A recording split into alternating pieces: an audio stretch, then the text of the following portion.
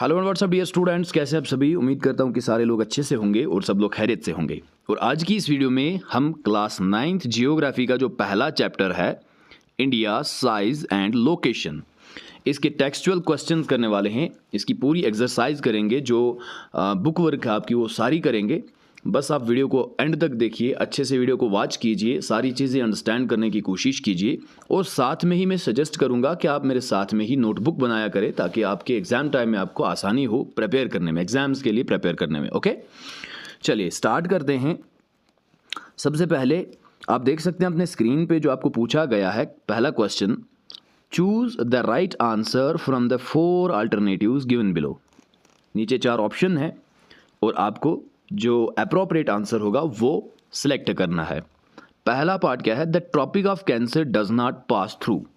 बताइए भाई, tropic of cancer कहाँ से पास नहीं होता है। ठीक है, इसका सही जवाब जो है वो है उड़ीसा। उड़ीसा से ट्रॉपिक ऑफ कैंसर पास नहीं होता है। बाकी राजस्थान से भी होता है, चंडीगढ़ से भी होता है, छत्तीसगढ़ से भी होता है और त्रिपुरा से भी होता है। उड़ीसा एक ऐसी स्टेट है जहाँ से ट्रॉपिक ऑफ कैंसर पास नहीं होता है।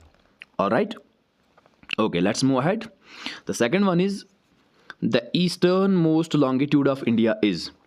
आपको बताना है, यहाँ पे वैल्यूज दिए हुए हैं, लॉन्गिट्यूडनल वैल्यूज हैं ये। आपको बताना है कि जो ईस्टर्न मोस्ट है कौन सा है।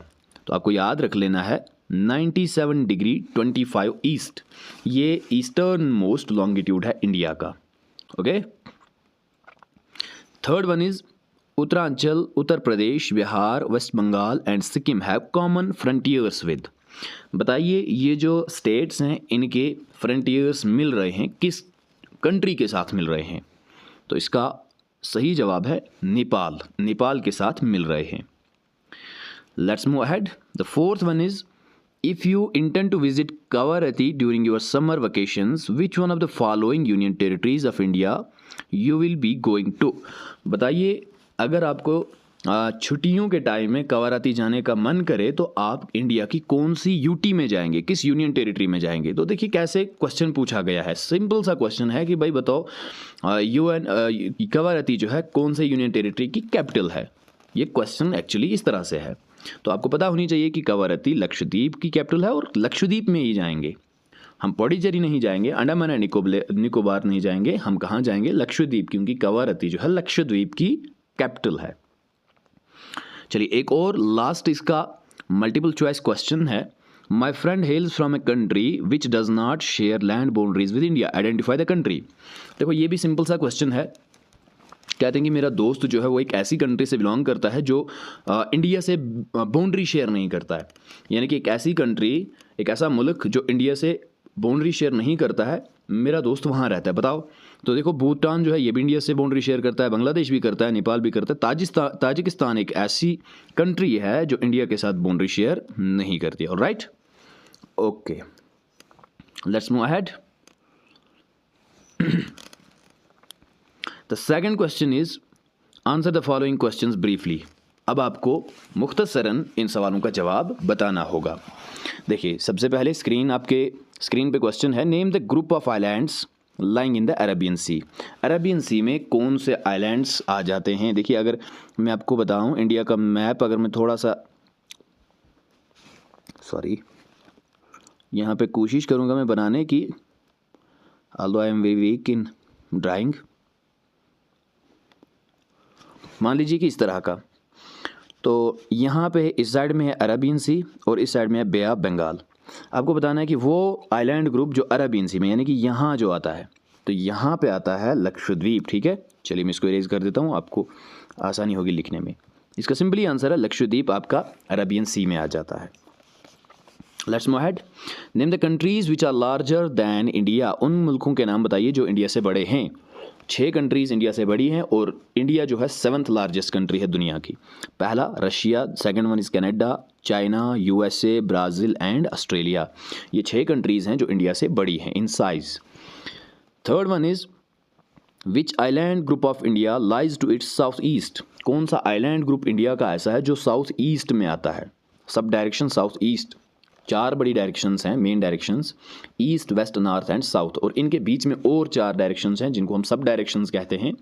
ठीक है, साउथ और ईस्ट के बीच में जो आ जाती है उसको साउथ ईस्ट कहते हैं। वहाँ पे कौन सा आइलैंड ग्रुप है? तो याद रख लेना है, Andaman and Nicobar group of islands.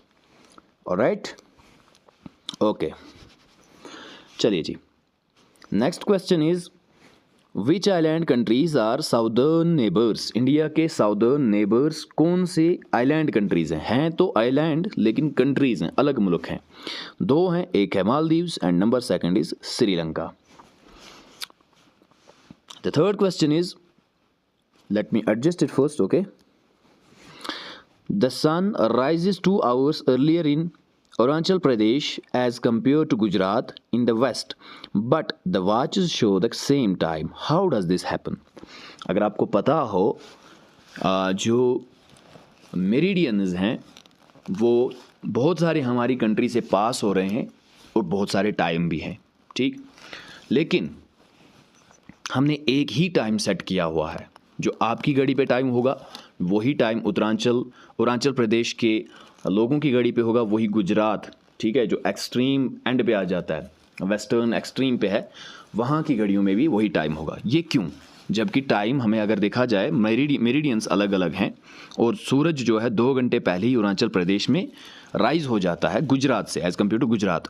तो आप बताओ, फिर भी अरुणाचल प्रदेश में और गुजरात में टाइम जो घड़ियों पे है वो सेम रहता है, क्यों? इसके पीछे लॉजिक क्या है? चलिए इसका answer, the sun rises 2 hours earlier in Arunachal Pradesh as compare to Gujarat in the west, but the watches show the same time. कहते हैं कि फिर से वही जो क्वेश्चन में लिखा हुआ है ना, वही मैंने डिटो फिर से लिखा हुआ है कि सूरज जो है 2 घंटे पहले ही राइज हो जाता है अरुणाचल प्रदेश में एज कंपेयर टू गुजरात, ठीक है, जो गुजरात वेस्ट साइड में आता है और अरुणाचल प्रदेश जो है ईस्ट साइड में आता है।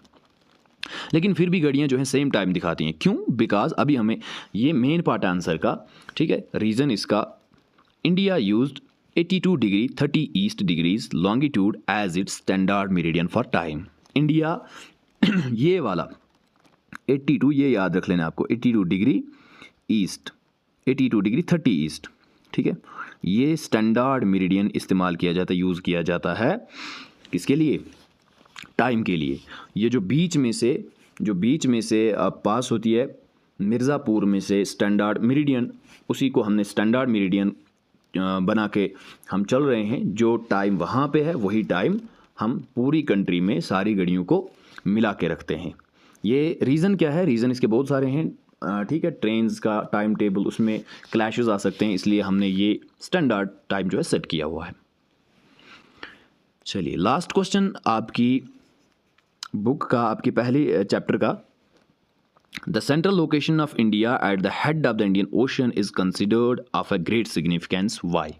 कहते हैं इंडियन ओशन पे, इसके सर पे, इसके हेड पे इंडिया की जो लोकेशन है, सेंट्रल लोकेशन, इसकी बहुत बड़ी इंपॉर्टेंस है, इसकी ग्रेट सिग्निफिकेंस है, वाई, क्यों?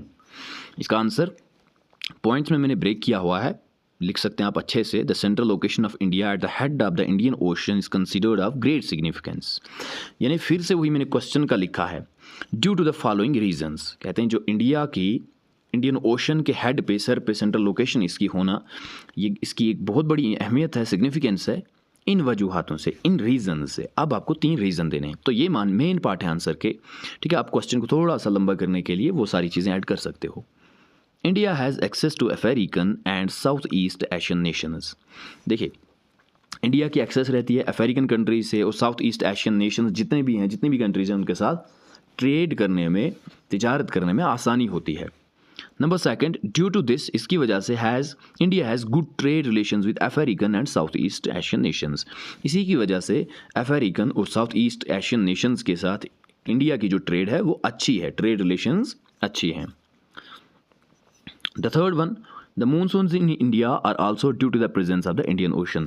जो इंडियन ओशन की प्रेजेंस है उसकी वजह से मानसून्स आते हैं इंडिया में, रेन्स आती हैं इंडिया में और फसलें होती हैं, क्योंकि इंडिया का जो एग्रीकल्चर है मानसून टाइप है, मानसून पे डिपेंड करता है। तो मानसून अगर नहीं होगा, बारिशें नहीं होगी, तो यहाँ प्रोडक्शन नहीं होगी। तो इसलिए इसकी एक सिग्निफिकेंस है।